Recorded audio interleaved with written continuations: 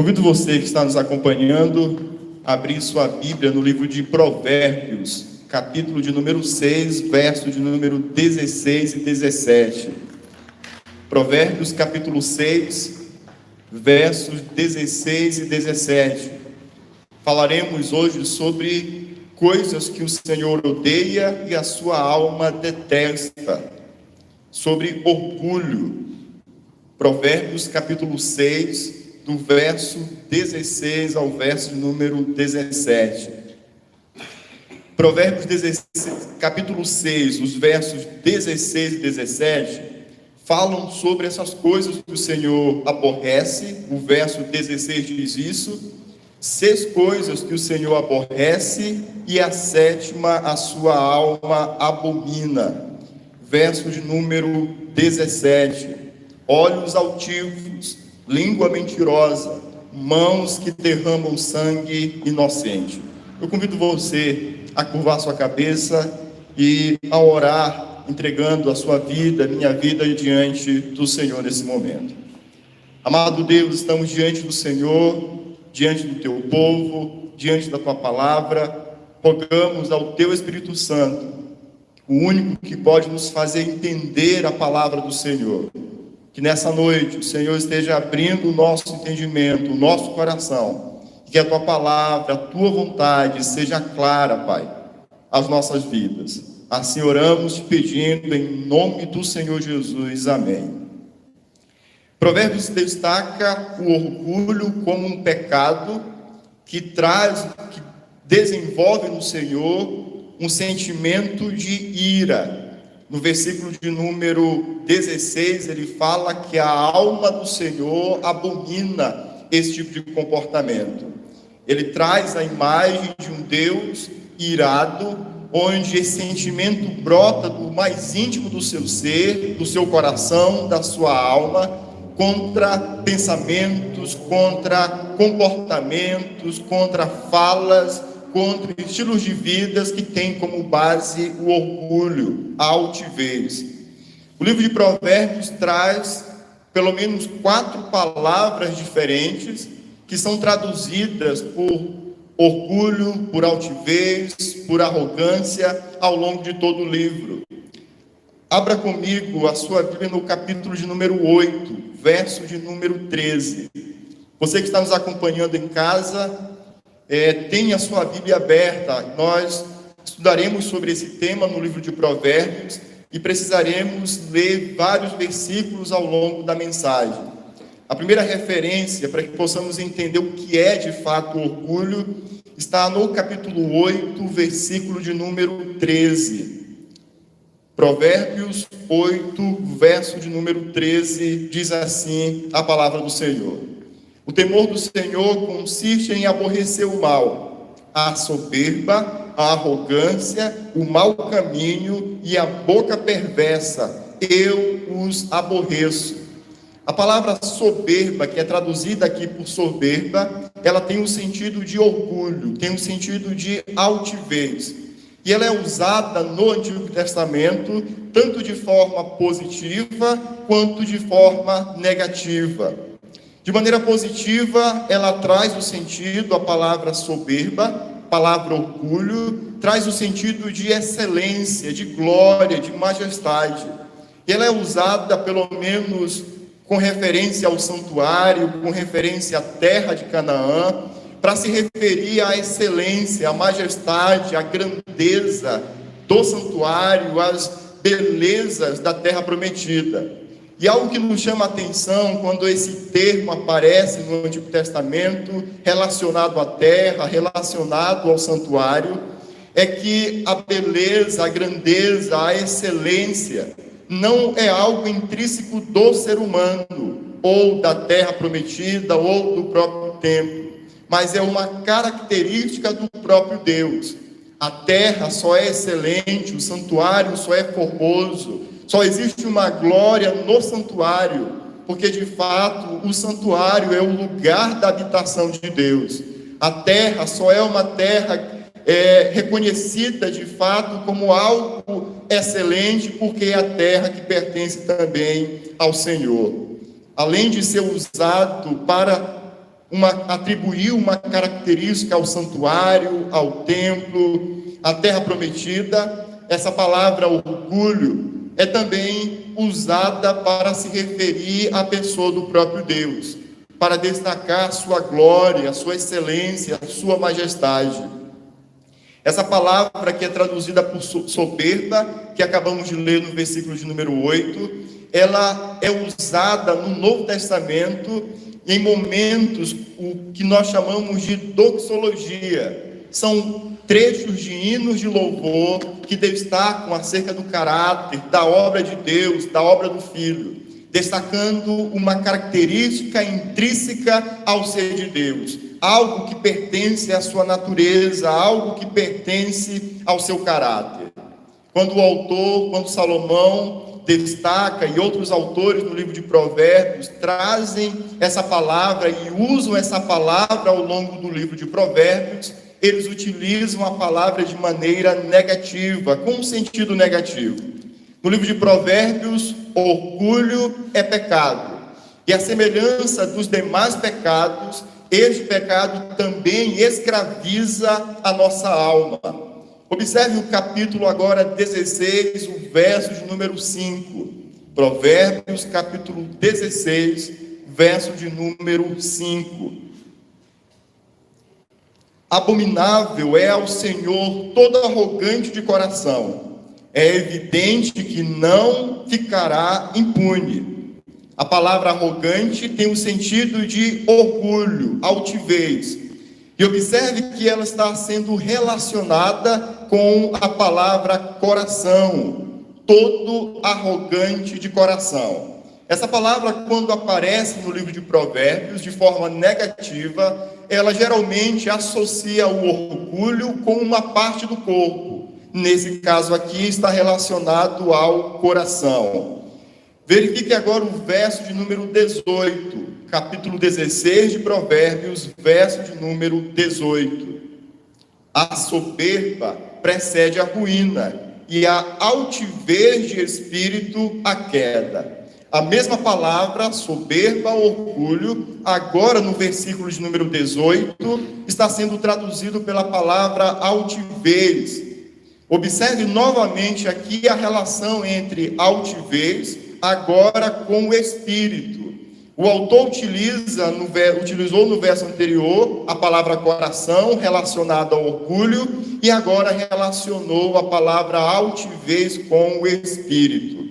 Coração, espírito, entendimento, mente, força, alma, todas são palavras sinônimos, usadas no livro de Provérbios, que basicamente traduzem o nosso homem interior, o ser imaterial, onde de fato acontece aquilo que nos move, sentimentos, motivações, aquilo que gera, que é manifestado por meio de pensamentos, por meio de atitudes, por meio de ações.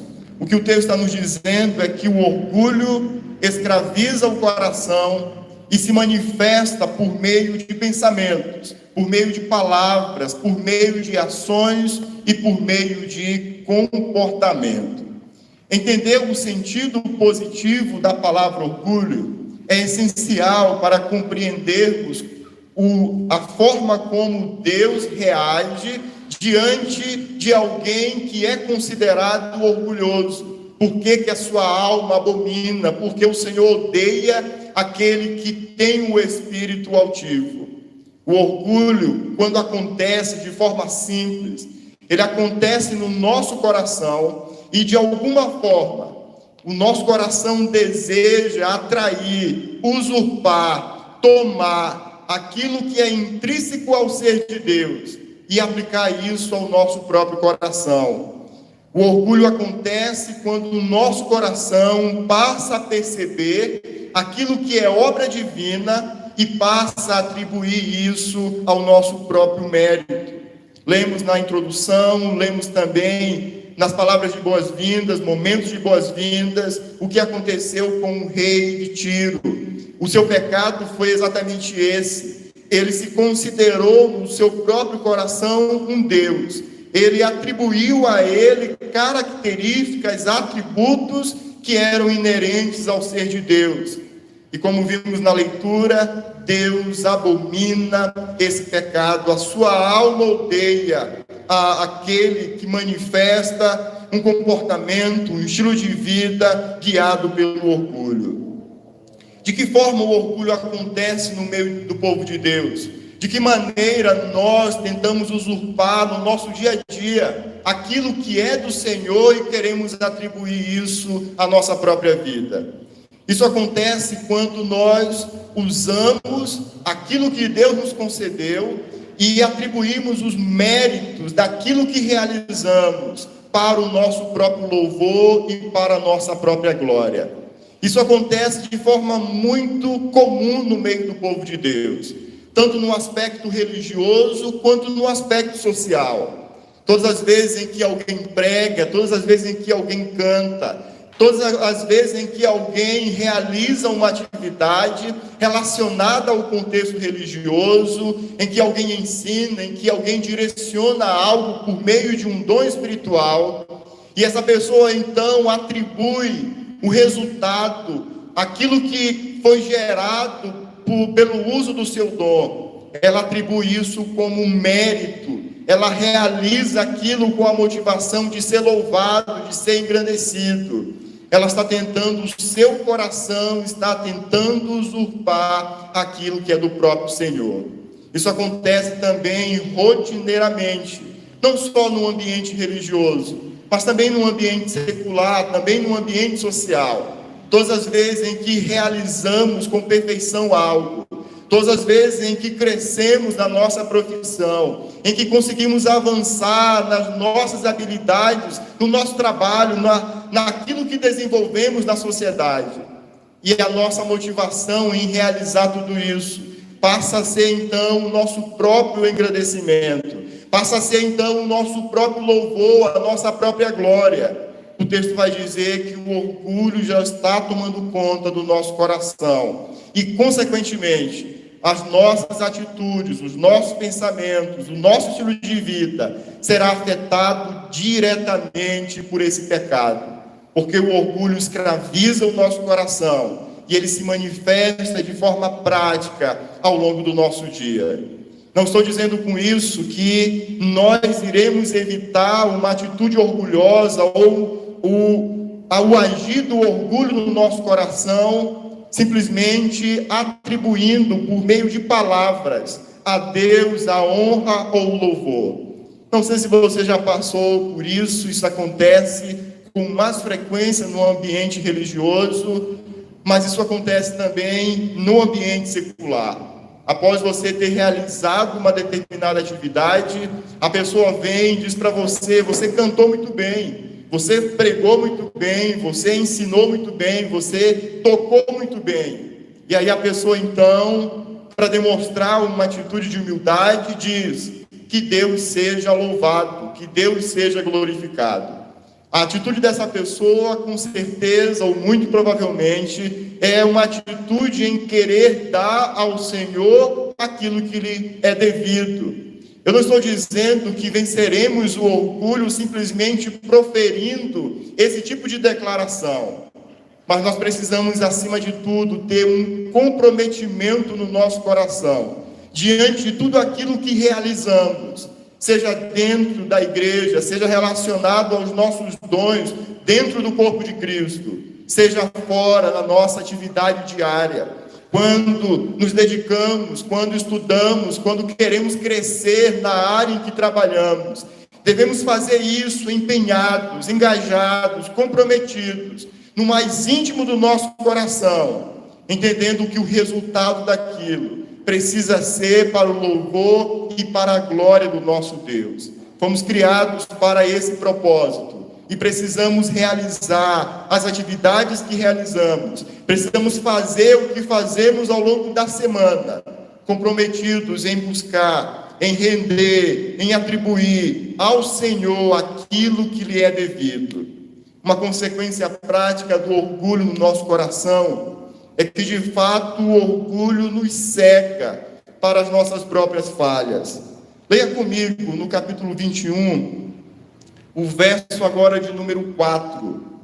Provérbios capítulo 21, verso de número 4, diz o seguinte: olhar altivo e coração orgulhoso, a lâmpada dos perversos são pecado. Observe o paralelo que o texto vai fazer entre o orgulho e os pecados cometidos pelo perverso.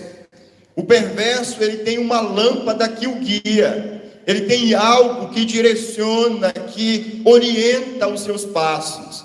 E o que o orienta, segundo o que o texto menciona, é o seu próprio orgulho, é a sua visão elevada acerca de si mesmo. Enquanto a palavra de Deus é a lâmpada para aquele que teme ao Senhor e direciona os seus pensamentos, atitudes, estilo de vida, o perverso é direcionado pela sua própria arrogância. Observe agora o capítulo de número 30, versículo de número 12. Como que o orgulho nos cega para as nossas próprias falhas. Provérbios capítulo 30, verso de número 12, diz o seguinte: a daqueles que são puros aos seus próprios olhos. A palavra puro aqui é utilizada no Antigo Testamento em um contexto de cerimônia, de ritual. Quando, por exemplo, uma mãe dava à luz a um filho, fosse homem ou mulher, ela deveria se ausentar por um determinado tempo da congregação. Após aquele determinado tempo, ela apresentava um sacrifício e então, após aquele momento de pureza, ela era considerada pura, cerimonialmente adequada para adentrar a presença do Senhor, para usufruir da congregação. Esse termo é utilizado aqui para descrever o orgulhoso. Ele olha para a sua própria vida e a conclusão de si mesmo é: eu sou puro. O orgulhoso é aquele que consegue olhar ao seu redor e consegue identificar os erros de todo mundo, mas na conclusão final ele sempre é um referencial. Todo mundo está errado, todo mundo tem os seus pecados e as suas falhas, somente ele não possui. Ele sempre está correto, ele não abre mão dos seus direitos, porque de fato, na sua mente, no seu coração, ele tem uma visão distorcida de si mesmo. Observe então, ele se considera puro, cerimonialmente apto para adentrar a presença do Senhor, mas observe agora o verso, a parte B do versículo que estamos lendo, capítulo 30, verso 12, parte B. E que jamais foram lavados de sua imundícia. O termo imundícia aqui é um termo que significa fezes, excremento. É um termo usado no Antigo Testamento para se referir a uma lei chamada Lei das Latrinas. Latrina no mundo antigo era uma espécie de sanitário que era utilizado no meio do acampamento. Leia comigo Deuteronômio, capítulo de número 23, versos de 12 a 14. Deuteronômio, capítulo 23, versículos de 12 a 14. Esse termo que é utilizado aqui em Provérbios, chamado imundícia, vem da lei que é apresentado em Deuteronômio, capítulo 23, verso de número 12. Também haverá um lugar fora do acampamento, para onde irás. Dentre as tuas armas terás um porrete, e quando te baixares fora, cavarás com ele, e volvendo-te, cobrirás o que defecaste. A mesma palavra traduzida por imundícia em Provérbios 30, é agora traduzida de forma literal na lei das latrinas, segundo o livro de Deuteronômio, verso de número 14, a justificativa é apresentada: porquanto o Senhor teu Deus anda no meio do acampamento, para te livrar e para te entregar os teus inimigos. Portanto, o teu acampamento será santo, para que não veja a ti coisa indecente e se aparte de ti. Observe que quando o autor utiliza lá em Provérbios esse termo, Ele está se referindo a alguém que é orgulhoso e que diante da sua própria análise, ele está puro. Ele é alguém que pode se aproximar livremente do Senhor e na certeza, na sua mente, ele será bem recebido. Mas ele vai dizer que, na verdade, essa pessoa não consegue ver a sua própria impureza. O que Provérbios está dizendo é que, de fato, o orgulho corrompe a maneira como nós entendemos o nosso próprio pecado. A cegueira espiritual gerada pelo orgulho nos impede de ver a nossa própria condição espiritual diante do Senhor. A pessoa, então, diante do seu próprio raciocínio, diante da sua própria visão, ela se considera alguém pura, alguém perfeita, mas ela é comparada a alguém que foi fazer as suas necessidades básicas e que está cheia de fezes, fedendo, suja, mas diante dela ela está limpa, cheirosa, perfeita. O que o autor está dizendo é que diante de Deus, essa pessoa está completamente contaminada pelo pecado, completamente inadequada para ter comunhão com o próximo e comunhão com o Senhor, mas ela está espiritualmente cega para as suas falhas, para os seus defeitos. Se não conseguimos ter uma visão clara acerca dos nossos pecados, jamais seremos convencidos de que precisamos mudar. Se Deus não abrir os nossos olhos e nos revelar a área exata da nossa vida em que nós precisamos mudar, caminharemos em direção à condenação eterna e não seremos convencidos dos nossos próprios pecados. Quando Hebreus fala acerca da congregação e acerca do isolamento, ele vai trazer o benefício de relacionamentos redentivos, de amizades redentivas. No capítulo 3, no verso 12, ele vai dizer: exortai-vos mutuamente uns aos outros. E no versículo de número 13, ele vai nos mostrar qual é a finalidade disso: a fim de que nenhum de vós seja endurecido pelo engano do pecado. Atente para o que o autor está nos ensinando, para o que a palavra de Deus está nos ensinando.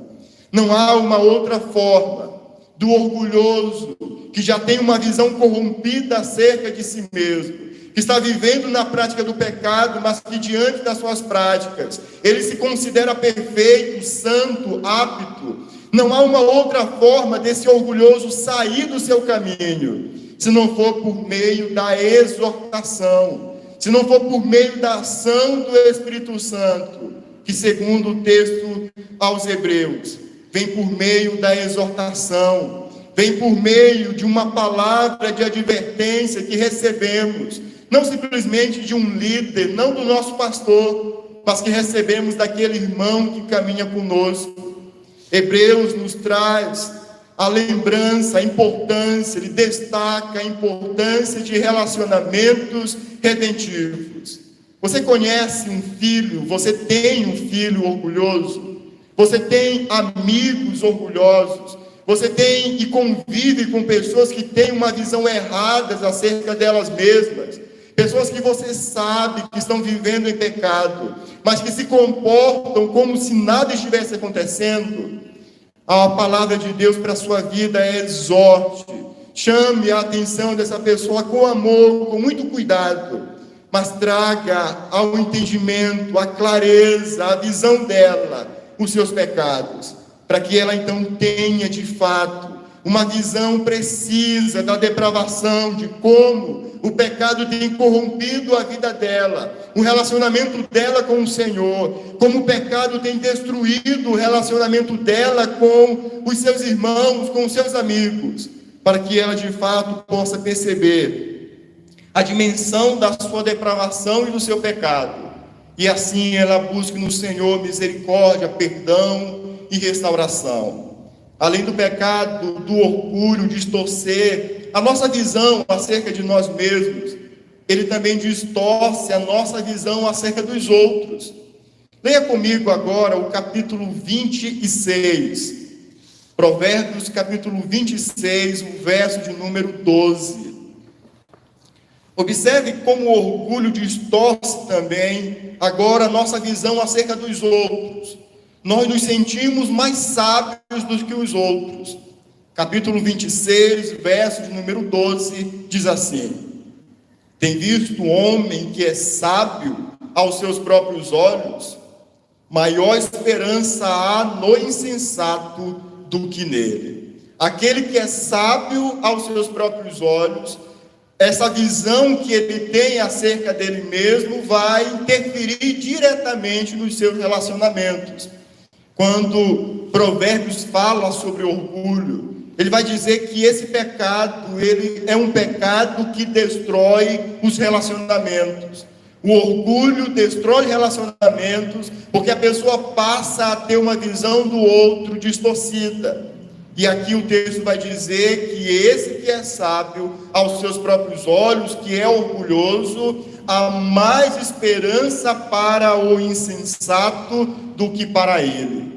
Ele vai comparar dois estilos de vidas que são reprovados no livro de Provérbios, que é justamente o estilo de vida do orgulhoso, aquele que é sábio aos seus próprios olhos, e o estilo de vida do insensato, do tolo, daquele que não é sábio.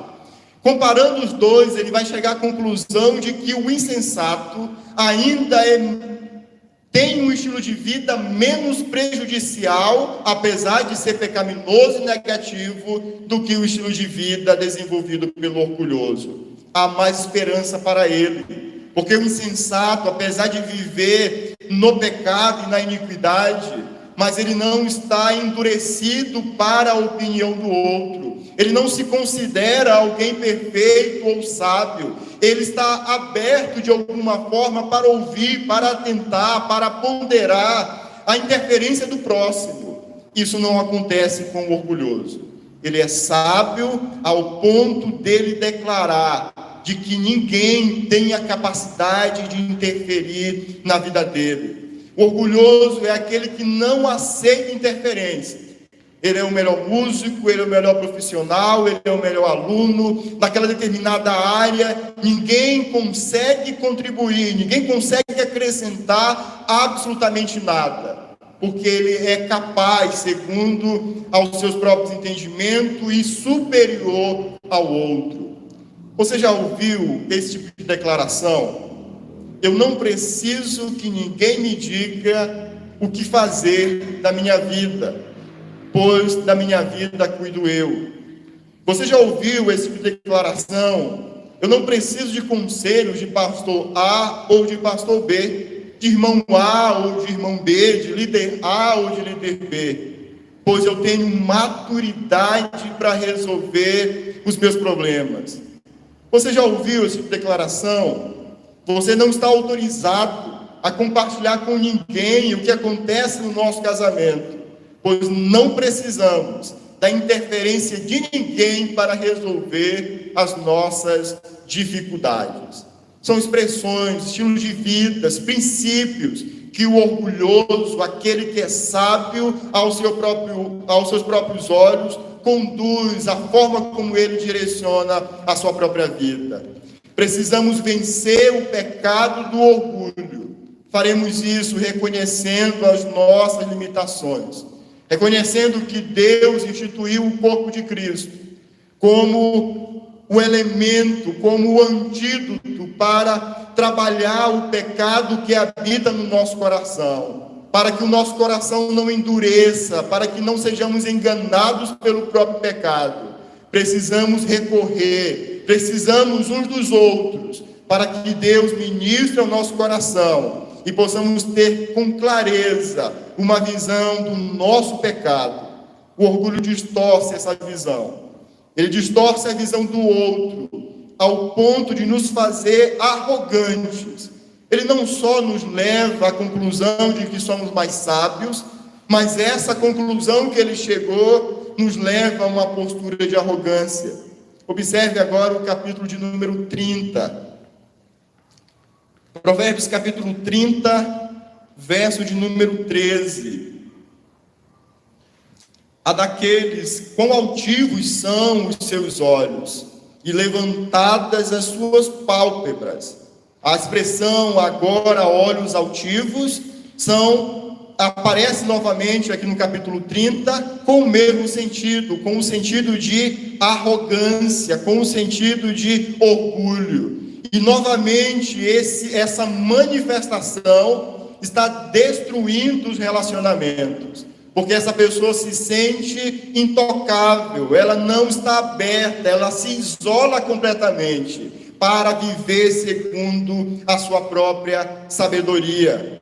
O que o texto vai mencionar é que, de fato, os óculos, a visão, a lâmpada, a luz do perverso, daquele que é tolo, é a sua própria sabedoria, o seu próprio orgulho. A cosmovisão do orgulhoso é modelada, é formada pela sua própria inteligência, pelo seu próprio entendimento. Por que há mais esperança para o tolo do que para o orgulhoso? Porque o orgulhoso vai sempre ver a vida de um padrão que lhe agrada, que lhe beneficia. Ele não consegue, o orgulhoso não consegue desenvolver relacionamentos onde a pessoa tenha a liberdade para lhe exortar, para lhe chamar a atenção. O orgulhoso geralmente tem dificuldade para trabalhar em grupos. Ele geralmente consegue se adequar, se encaixar em ambientes em que ele é louvado, reconhecido, prestigiado. Mas no momento ou ambientes em que ele é deixado de lado, isso machuca a alma, isso afeta aquilo que governa o coração dele. E ele então se isola, ele então se afasta. O orgulhoso é aquele que tem a sua visão de vida guiada pela altivez. Se o evangelho não for o elemento, os óculos pelos quais, as lentes pelas quais o servo do Senhor interpreta a vida, olha a vida, analisa a vida ao seu redor, olha para os seus que estão ao lado, olha para si mesmo. Se não for de fato o evangelho, o meio pelo qual o servo do Senhor analisa a sua vida, o seu pecado, sem dúvida nenhuma, viveremos um evangelho criado pela própria mente humana, porque a solução, o caminho que o orgulho traz, segundo o que vimos na leitura relacionada ao rei de Tiro, é sempre condenação, sempre destruição. Qual é a solução para o orgulho? Qual a solução de Deus para o orgulho? Quando o Provérbios fala sobre orgulho, ele trabalha a questão da humildade. A humildade, segundo o livro de Provérbios, é uma solução para se trabalhar o orgulho. E aqui em Provérbios, capítulo de número 11, versículo 12, ele vai trabalhar justamente, apresentar a humildade como um caminho para vencermos o orgulho. Provérbios 11, verso 12, diz o seguinte: e vindo a soberba, sobrevém a desonra, mas com os humildes está a sabedoria. Sabedoria está sempre relacionada à humildade, e tolice sempre relacionado à altivez, ao orgulho. Leia comigo agora o capítulo 3 de Provérbios. Provérbios capítulo 3, versos de número 7 e 8. Além da humildade, ou como que o nosso coração pode, de fato, gerar essa humildade. Provérbios capítulo 3, versos de 7 a 8, nos ensinam: não sejais sábios aos teus próprios olhos, teme ao Senhor, aparta-te do mal, e será isso saúde para o teu corpo, e refrigério para os teus ossos. Observe o verso de número 8 e o versículo de número 7. Algo muito importante é a relação que o autor traz entre temer ao Senhor, entre não ser sábio aos seus próprios olhos, e a nossa saúde, não saúde espiritual, mas a nossa saúde física. No verso número 7, ele nos mostra que o temor do Senhor, essa vida, esse estilo de vida, vai trazer uma reação direta para o nosso organismo, para o nosso corpo. Verso número 8, isso será saúde para o teu corpo e refrigério para os teus ossos. Tiago vai falar sobre um tipo de doença física, que era gerado por meio do pecado. Nós estamos estudando Tiago no Grupo Aliança, já estamos terminando, na próxima terça-feira será o nosso último estudo, e isso fica muito claro, a relação que Provérbios coloca. Há pecados que trazem doença, que geram consequências diretas ao nosso corpo, que comprometem a nossa saúde, que deixam de fato o nosso corpo agindo de forma inadequada. O temor do Senhor é a chave para a restauração de uma enfermidade, de um coração doente, de um corpo doente, de um corpo abalado, de ossos fragilizados por conta do orgulho. O temor do Senhor também é a solução para inúmeras doenças que estão tomando conta e dominando o povo de Deus nesse período que estamos vivendo. Doenças que não são causadas necessariamente por uma patologia, mas doenças que têm a sua razão de ser, a sua origem em um comportamento pecaminoso, em um coração ansioso, em um coração que questiona o Senhor, em um coração que deseja trazer aquilo que é intrínseco ao ser de Deus, a sua glória, a sua majestade, a sua excelência, e quer trazer isso para o próprio louvor do ser humano. Provérbios nos ensina que essas doenças que não são provadas, que não são provocadas por elementos orgânicos, elas têm origem no nosso coração. E uma das causas dessa doença pode ser uma vida de orgulho, pode ser uma vida distante do Senhor, pode ser um estilo de vida que está sendo cultivado à parte do Senhor. A mente, ela começa a entrar em um conflito, onde a pessoa tem consciência da sua posição, do seu chamado, da sua salvação, daquilo que é certo e daquilo que é errado, mas a sua visão de mundo é demonstrada por meio do seu comportamento, por meio do seu estilo de vida, por meio das suas ações, por meio dos seus pensamentos e palavras. Esse contraste, esse conflito, ele traz ao nosso coração doença, ele aflige o nosso corpo, ele maltrata a nossa alma, e ele se manifesta no nosso corpo, trazendo vários e vários sintomas, porque de fato há um conflito no nosso coração. Entendemos o que é verdade, mas na prática o nosso coração é direcionado pelo orgulho, é direcionado por um comportamento, por um estilo de vida puramente pecaminoso. Quando Paulo fala acerca do orgulho no Novo Testamento, ele nos traz como padrão ao nosso Senhor Jesus Cristo.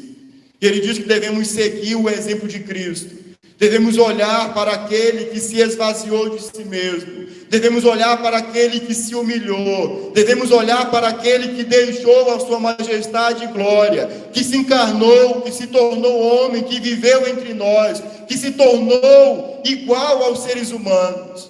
Ele vai dizer: é a este que vocês devem imitar. Sejam humildes a ponto de serem exemplos ou de se tornarem parecidos com Cristo.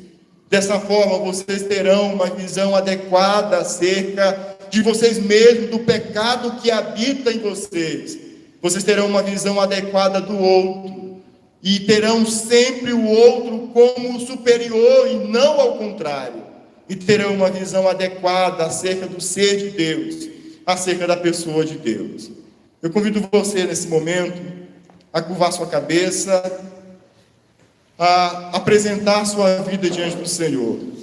Deus conhece o seu coração, Ele sabe exatamente se esse pecado tem alcançado a tua alma, se ele tem te aprisionado. Ele sabe exatamente a forma como você tem administrado isso no teu coração. Eu convido você nesse momento para que possamos orar ao nosso Senhor.